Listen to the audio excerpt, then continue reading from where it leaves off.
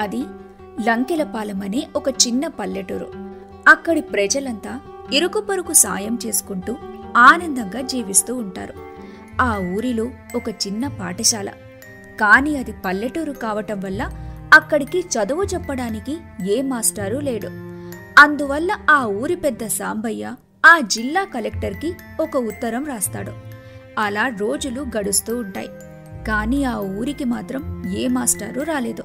ఇక అలా పని జరగటం లేదని సాంబయ్య పట్నం బయలుదేరి ఆ జిల్లా కలెక్టర్ని కలిసి ఇలా అంటాడు. అయ్యా కలెక్టర్ గారు, నా పేరు సాంబయ్య. నేను లంకెలపాలెం నుండి వచ్చానయ్యా. నేను ఆ ఊరి పెద్దను. హా, సాంబయ్య గారు చెప్పండి. ఆ మధ్యకాలంలో మీరు రాసిన ఉత్తరం చేరింది. కానీ అక్కడికి ప్రభుత్వ ఉద్యోగిని పంపడానికి ఇప్పటి ప్రభుత్వం ఒప్పుకోవడం లేదు. ఇందులో నేను మీకు ఎలాంటి సహాయం చేయలేను సాంబయ్య గారు. అయ్యా, మీరే అలా అంటే ఎలా అండి? మిమ్మల్ని నమ్ముకునే వచ్చానయ్యా. మా ఊరి ప్రజలకు విద్యనందిస్తే వాళ్ళు బాగా చదువుకుని మీకులాగే మంచి ఉద్యోగం చేసుకుంటారు. దయచేసి ఈ ఒక్క సహాయం చేయండి అయ్యా. మా ఊరంతా మీకు రుణపడి ఉంటుంది. సరే సాంబయ్య, దీని గురించి పై అధికారులతో మాట్లాడి ఖచ్చితంగా అయ్యేలా చేస్తాను. ఆ మాట అన్నారు, చాలా సంతోషమండి అని అక్కడి నుండి తన ఊరికి బయలుదేరతాడు. కాని ఆ కలెక్టర్ మాత్రం సాంబయ్య వెళ్లిన తర్వాత ఆ విషయాన్ని అక్కడే వదిలేస్తాడు.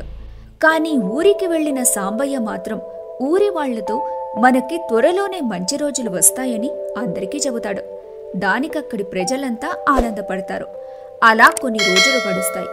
అలా వాళ్ళు ఎన్ని రోజులు ఎదురు చూసినా ఇంకా ప్రయోజనం లేదని తెలుసుకున్న ఊరి ప్రజలు సాంబయ్య దగ్గరికి వెళ్లి ఇలా అంటారు.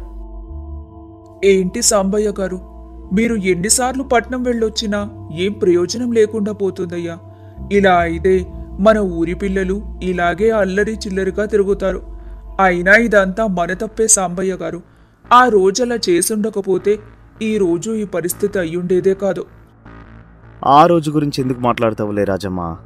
అది ఏ ఒక్కరి తప్పిదం కాదులే. మనమంతా కలిసి చేసుకున్న పాపం అది. అయినా అది జరిగి 25 ఏళ్ళయిందిగా. అది మర్చిపోలేని ఒక చేదు నిజం. మనం చేసిన పాపం మన పిల్లలకి చుట్టుకుంటుంది. పోనీ పట్నం పంపించైనా వీళ్ళని మారుద్దామంటే మనకి పట్నానికి చాలా దూరం, మరియు సరైన రోడ్డు మార్గం కూడా లేదు. ఉన్నదల్లా ఆ నది మాత్రమే. దాన్ని వర్షాకాలంలో దాటిపోవాలి అంటే మన ప్రాణాలకే ప్రమాదం. మన ఊరిలో జనం తక్కువగా ఉండడం వల్ల మనకి ఓట్లు కూడా లేవు అని ఏ రాజకీయ నాయకుడు మన వైపు కూడా చూడడం లేదు. మనం చేసిన ఆ తప్పునే నిలదీస్తూ మనల్ని దూరం పెడుతున్నారు. మీరే చూసి మళ్ళీ ఆ అధికారిని ఒకసారి కలిసిరండయ్యా. మనం ఆ అధికారులను కలిసి మనం ఎంత మొరపెట్టుకున్నా వినడం లేదు. ఇంకా ఏం ప్రయోజనం లేదు. సరే, చివరిసారిగా మళ్ళీ ఒకసారి వెళ్ళి కలుస్తాను అని చెప్పగానే అందరూ అక్కడి నుండి వెళ్ళిపోతారు. కాని సాంబయ్యకి మాత్రం ఏ ఆశ లేదు. అందరితో పాటు సాంబయ్య కూడా ఇంటికి వెళ్ళిపోతాడు. సాంబయ్య భార్య పార్వతి ఇంటికి దిగాలుగా చేరుకున్న సాంబయ్యని చూసి ఇలా అంటుంది. ఏంటయ్యా అలా ఉన్నావు? ఏమైంది?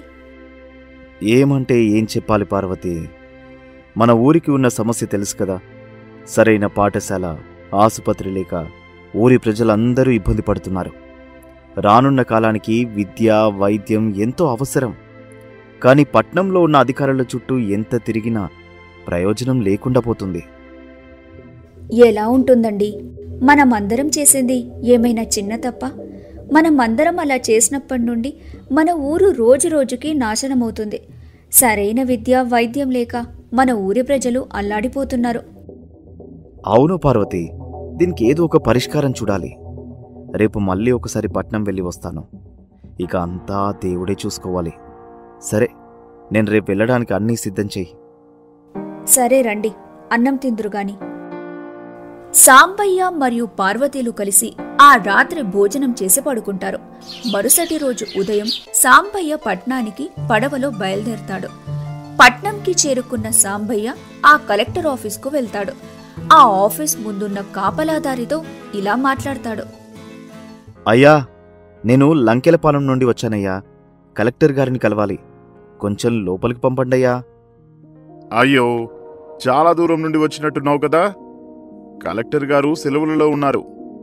ఒక 3 రోజుల దాకా ఆయన రారు. ఆయన వచ్చాక రండి. అయ్యో, చాలా దూరం వెళ్ళి మళ్ళీ రావాలి అంటే చాలా కష్టమయ్యా. కొంచెం ఎలా అయినా చేసి కల్పించండయ్యా, మీకు పుణ్యం ఉంటుంది. అలా కుదరదు. ఒక పని చెయ్యి.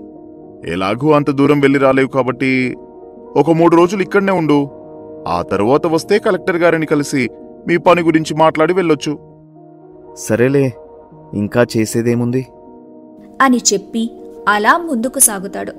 అలా వెళ్తూ వెళ్తూ సాంబయ్య తన మనసులో ఏదో ఆలోచనలు పెట్టుకుని ముందు చూసుకోకుండా ఒక రాయి తగిలి కింద పడిపోతాడు.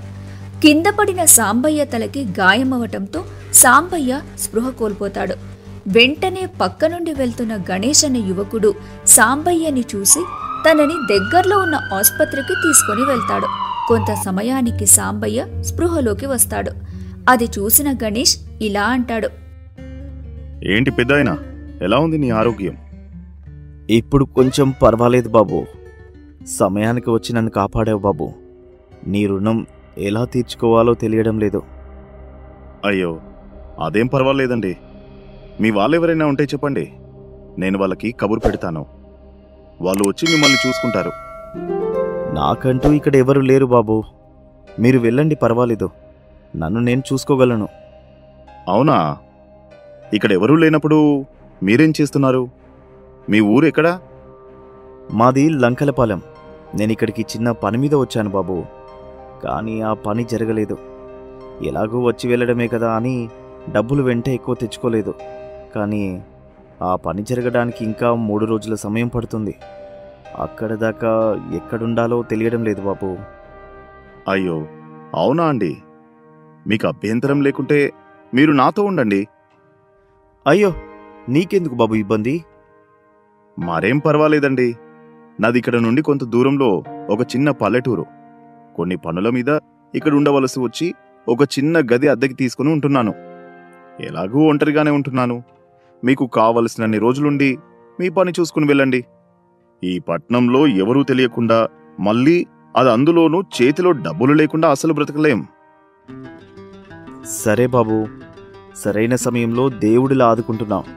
నీకు జన్మజన్మకి రుణపడి ఉంటాను. అయ్యో, అలాంటి పెద్ద పెద్ద మాటలు మాట్లాడకండి. ఇదంతా మా అమ్మ నేర్పిన సంస్కారం. మా అమ్మ ఎప్పుడూ చెప్తూ ఉంటుంది, మనకి అపకారం చేసిన వాడికైనా సరే వాళ్ళు కష్టాల్లో ఉన్నారంటే మనం వాళ్ళకి తోచినంతలో సహాయం చేయాలి అని. మీ అమ్మ ఎవరో కానీ చాలా మంచి వ్యక్తిలా ఉంది బాబు. సరే అండి, ఇలా మాట్లాడుకుంటూ ఉంటే రోజు అలాగే గడిచిపోతుంది. నేను డాక్టర్ గారిని అడిగి మిమ్మల్ని నా చోటికి తీసుకుని వెళ్తాను అని చెప్పి గణేష్ వెళ్లి డాక్టర్ని కలుస్తాడు. డాక్టర్ తనని తీసుకుని వెళ్ళొచ్చని చెప్పగానే గణేష్ సాంబయ్యని తీసుకుని తాను అద్దెకుంటున్న చోటుకి వెళ్తాడు. ఒంటరివాడివైనా నీ గదిని చాలా శుభ్రంగా ఉంచుకున్నావు. చిన్నప్పటి నుండి మా అమ్మ నేర్పిన అలవాట్లండి. సరే ఉండండి, ఉదయం నుంచి ఏమైనా తిన్నారో లేదో, మనం తినడానికి ఏమైనా సిద్ధం చేస్తాను అని చెప్పి గణేష్ వంట చేస్తాడు. వంట పూర్తయ్యాక ఇద్దరూ కలిసి భోజనం చేసి కొద్దిసేపు మాట్లాడుకొని పడుకుంటారు. మరుసటి రోజు ఉదయాన్నే నిద్రలేచి గణేష్ తన పని మీద తాను వెళ్ళిపోతాడు. కానీ నిద్రలేచిన సాంబయ్యకి మాత్రం ఏం చేయాలో అర్థం కాక కాలక్షేపానికి అలా పట్నం మొత్తం తిరిగి సాయంత్రానికి ఇంటికి చేరుతాడు. తాను వచ్చేసరికి గణేష్ భోజనం సిద్ధం చేసి పెట్టడంతో ఇద్దరూ కలిసి భోజనం చేసి పడుకుంటారు. అలా 2 రోజులు గడుస్తాయి. ఇక సాంబయ్య కలెక్టర్ గారిని కలిసే రోజు రానే వచ్చింది. అప్పుడు సాంబయ్య గణేష్తో, బాబు, నేనింక వెళ్తున్నాను. నేనొక పని చూసుకుని ఊరికి బయలుదేరుతాను. నేనెవరో తెలియకున్నా నన్ను ఇంత బాగా చూసుకున్నావు. నీ సాయం నేను ఎప్పటికీ మర్చిపోలేను. అదేం పర్వాలేదండి, మీరు క్షేమంగా వెళ్ళండి, నాకదే చాలు. సరే బాబు, నేను వెళ్తున్నా అని చెప్పి అక్కడి నుండి కలెక్టర్ ఆఫీసుకు వెళ్తాడు. కొంత సమయం తాను బయట వేచున్న తరువాత లోపలికి వెళ్తాడు. చెప్పండి, మీరు మళ్ళీ వచ్చారు?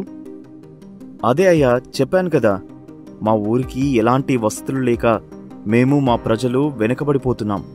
కొంచెం మీరే దయతలిచి కొంచెం ఆ పనులు అయ్యేలా చూడండి, మీకు పుణ్యం ఉంటుంది.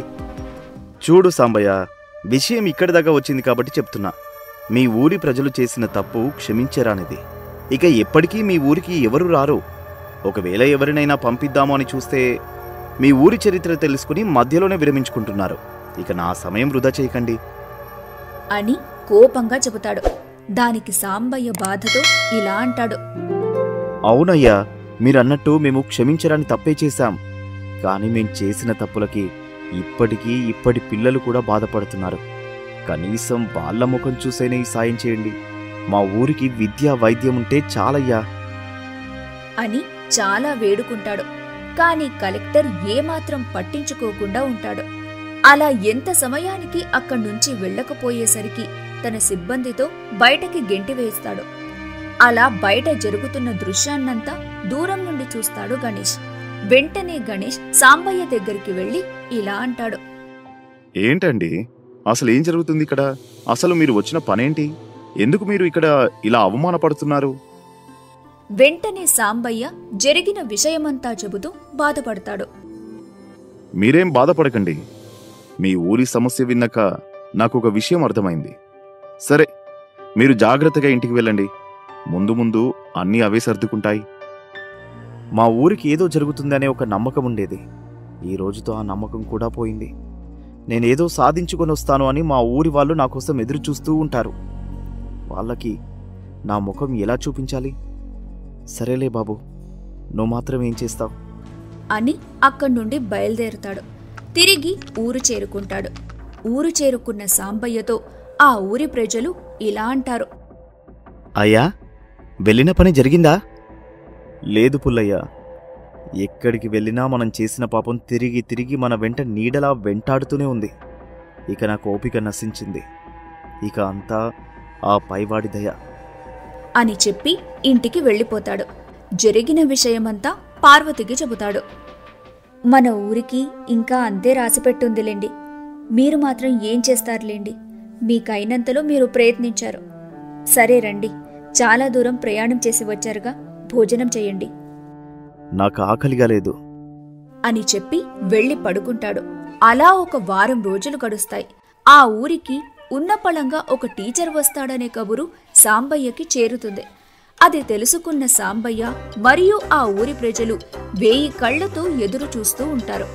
కొంత సమయానికి అక్కడికి ఆ టీచర్ చేరుకుంటాడు. అతను ఎవరో కాదు, సాంబయ్యకి పట్నంలో నివాసమిచ్చిన గణేష్. అతన్ని చూసిన సాంబయ్య ఆశ్చర్యంతో అతని దగ్గరికి వచ్చి, బాబు, నువ్వేంటి ఇలా వచ్చావు? అంటే మా ఊరికి వచ్చిన టీచర్ మీరేనా? అవునండి, నేను నా పరీక్షల నిమిత్తం పట్నం వచ్చానండి. నేను అందులో మొదటి ర్యాంక్ సాధించి నాకు నచ్చిన చోట్లో పనిచేయడానికి నాకు అవకాశం ఇచ్చారు. అయితే మీ ఊరికి రావడానికి సిద్ధపడ్డాను.